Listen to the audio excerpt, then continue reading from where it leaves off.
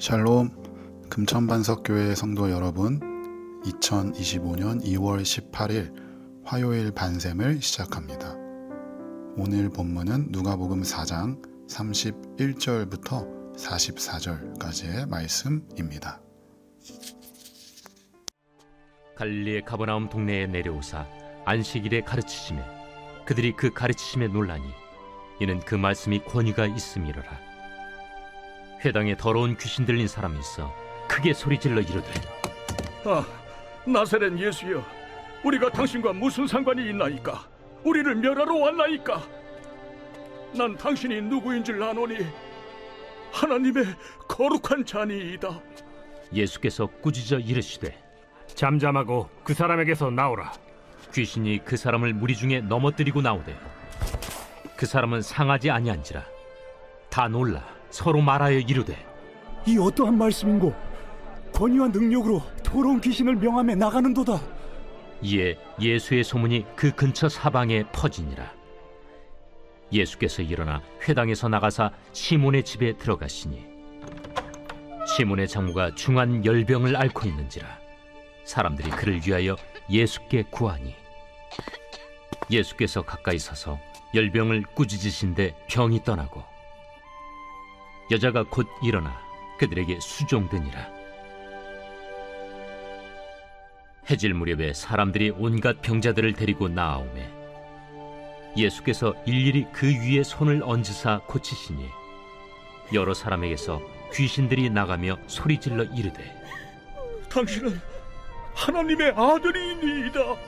예수께서 꾸짖으사 그들이 말함을 허락하지 아니하시니 이는 자기를 그리스도인 줄 알미러라. 날이 밝음에 예수께서 나오사 한적한 곳에 가시니 무리가 찾다가 만나서 자기들에게서 떠나시지 못하게 만류하려 하매 내가 다른 동네들에서도 하나님의 나라 복음을 전하여야 하리니 나는 이 일을 위해 보내심을 받았노라 하시고 갈릴리 여러 회당에서 전도하시더라.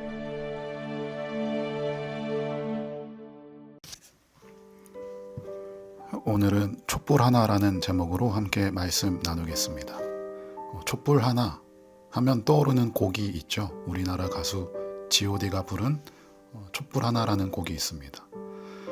지치고 힘들 때 내게 기대, 언제나 네 곁에 서 있을게. 아마 한 번쯤은 다 들어보셨을 것입니다. 가사 중에 이런 내용도 있습니다. 하지만 그렇지 않아. 작은 촛불 하나 켜보면 달라지는 게 너무나도 많아. 아무것도 없다고 믿었던 내 주위에 또 다른 초 하나가 놓여져 있었기에 불을 밝히니 촛불이 2개가 되고 그 불빛으로 다른 초를 또 찾고 3개가 되고 4개가 되고 어둠은 사라져가고. 아무리 캄캄해도요, 작은 불빛 하나가 있으면 어둠은 자연스레 물러갑니다. 그리고 이 작은 불빛으로 또 다른 초를 찾아 불을 밝힐 수 있습니다. 어둠으로 가득한 이 세상에 빛이신 예수님이 오셨습니다.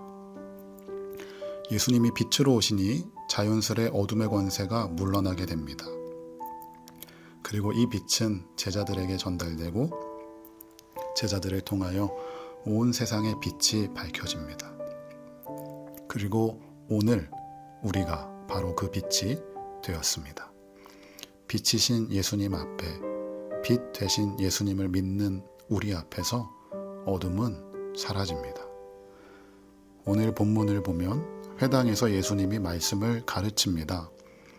그런데 그곳에 더러운 귀신 들린 사람이 크게 소리를 지르면서 난동을 피웁니다. 34절에 보면 예수님에게 뭐라 말을 합니다.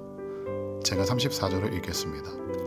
나사렛 예수여, 우리가 당신과 무슨 상관이 있나이까? 우리를 멸하러 왔나이까? 나는 당신이 누구인 줄 아노니 하나님의 거룩한 자니이다. 이 세상의 어둠의 권세에 붙들린 귀신 들린 사람이 하는 말을 우리는 주목해야 합니다. 처음에 뭐라고 했나요? 이 귀신 들린 사람이 우리를 멸하러 왔나이까? 라고 합니다. 여기에서 멸하다라는 이 단어는 전쟁 개념의 용어입니다. 그러니까 어둠의 권세를 대표하는 이 귀신 들린 사람은 예수님의 이 땅에 오심, 빛이신 예수님의 등장을 그냥 단순히 등장으로 보는 게 아니라 전쟁으로 보고 있는 것입니다. 빛과 어둠의 전쟁. 둘 중 누군가는 죽어야 끝나는 전쟁. 귀신에게는 이 예수님이 그런 존재였던 것입니다.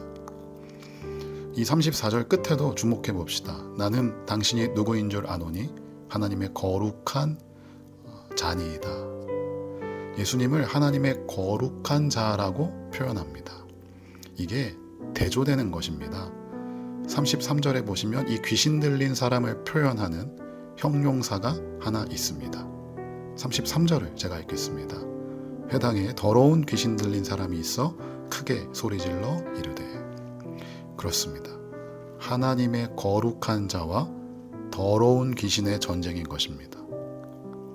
거룩한 예수 그리스도의 빛과 이 세상을 꽉 잡고 있는 더러운 어둠의 권세, 사망과 죽음의 권세와의 전쟁인 것입니다. 여러분, 귀신도 압니다. 예수님이 하나님의 거룩한 자이고 빛과 어둠의 영적 전쟁이라는 걸 귀신이 압니다. 그런데 우리는 모릅니다. 여러분, 우리도 깨어 분별해야 합니다. 우리가 살아가는 이 세상은 그냥 단순히 먹고 사는 그 문제가 아니고 영적 전쟁의 한복판에 우리가 놓여져 있습니다. 지금도 전쟁 중입니다. 그러나 걱정하지 마십시오. 하나님의 나라가 임함으로 우리는 이미 승리했습니다. 그러나 아직 완성되지 않았습니다. 이미와 아직 사이를 살아가는 우리들에게 이 어둠의 권세가 죽음으로, 두려움으로 우리를 협박하고 염려하게 만들고 하나님을 믿지 못하게 만듭니다. 그러나 걱정하지 마십시오. 이미 예수님께서 십자가의 부활로 승리하셨습니다. 어둠의 권세의 협박에 넘어가지 마십시오. 사망의 권세는 이미 사망했습니다. 여러분, 이 사실을 믿으시기 바랍니다. 그렇게 이 빛 대신 예수님 앞에서 귀신 들린 사람이 치유됩니다. 그리고 그 다음에는 중한 열병으로 시름시름 앓고 있는 베드로의 장모도 치유됩니다. 그러니까 예수님 앞에서 귀신 들린 사람이 치유되고 병 걸린 사람이 치유되는 역사가 일어나게 됩니다. 여러분, 여기에서 혹시 오해하시면 안 됩니다. 질병의 배후에 사탄 마귀가 있다라고 오해하는 것입니다. 그렇지 않습니다. 만약 그렇다면 지금 육신의 질병을 안고 있으면 그 영혼이 사탄 마귀에게 붙들려 있는 것입니까? 자녀가 감기에 걸리면 그 배후에 사탄이 있는 건가요? 그렇지 않습니다. 이 육신의 질병은 죄로 인해 뒤틀려버린 인간의 한계를 의미합니다. 육신의 한계입니다. 육체의 한계입니다. 그러나 예수님은 그 한계를 고치십니다. 예수님의 주된 사역 중에 하나가 고치는 사역입니다. 이 고치다는 헬라어로 테라피오라고 합니다. 여러분, 혹시 테라피라는 말 아시죠? 아로마 테라피, 스톤 테라피. 이 테라피가 테라피오라는 단어에서 왔습니다. 단순히 육체적인 질병뿐만 아니라 이 테라피오는 영혼의 안식, 회복을 주는 치유를 말합니다. 빛으로 오신 예수님은 육신의 질병과 영혼의 병을 치유해 주십니다. 의학이 아무리 발달해도 의사가 치료하지 못하는 게 있습니다. 상한 인간의 영혼입니다. 오직 예수님만이 치유할 수 있습니다. 지금도 육신의 질병으로 눈물 흘리는 성도님들이 계신 줄 압니다. 우리는 이미 예수 그리스도의 십자가로 승리하였지만 아직 완성되지 않은, 여전히 죄로 일그러진 이 세상을 살고 이 육신의 한계 가운데에 살고 있습니다. 나도 예수님을 믿지만 여전히 내 몸의 한계, 이 질병으로 인해서 참 아파하고 눈물을 흘리기도 합니다. 그러나 중요한 것은 우리도 빛이라는 사실입니다. 마태복음 5장에서 예수님은 우리한테 너희는 세상의 빛이라고 정의했습니다.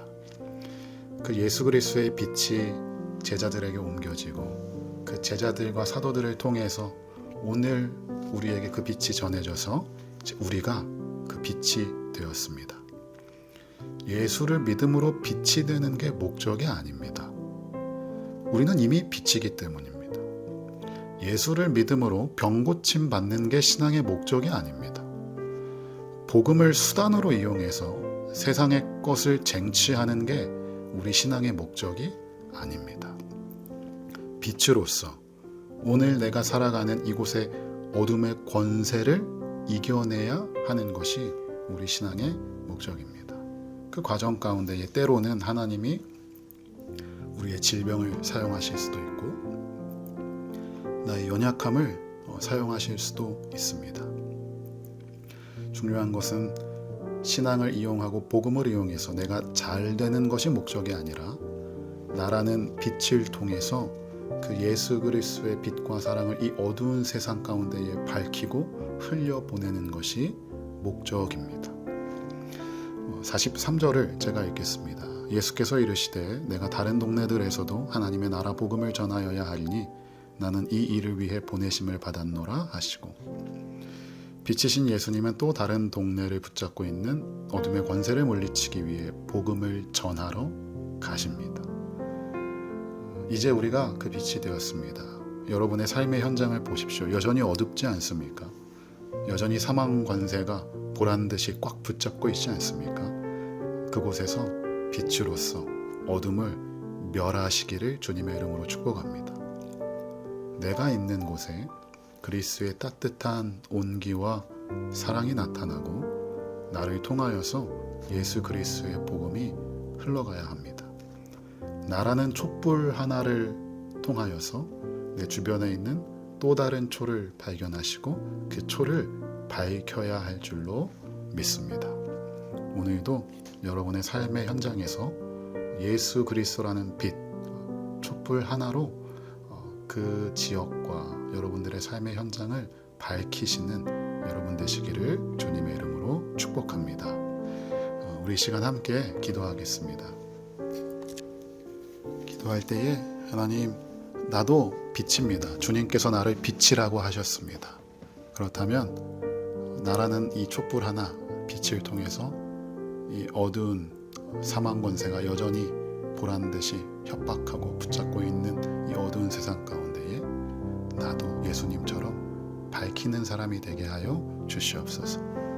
나라는 빛을 통하여 그리스도의 사랑이 흘러가고 따뜻한 온기가 내가 있는 곳에 나타나게 해 주시옵소서라고 기도하시고, 특별히 이 병자들을 고치는 예수님의 모습을 보면서 참 우리 환우들의 모습이 떠올랐습니다.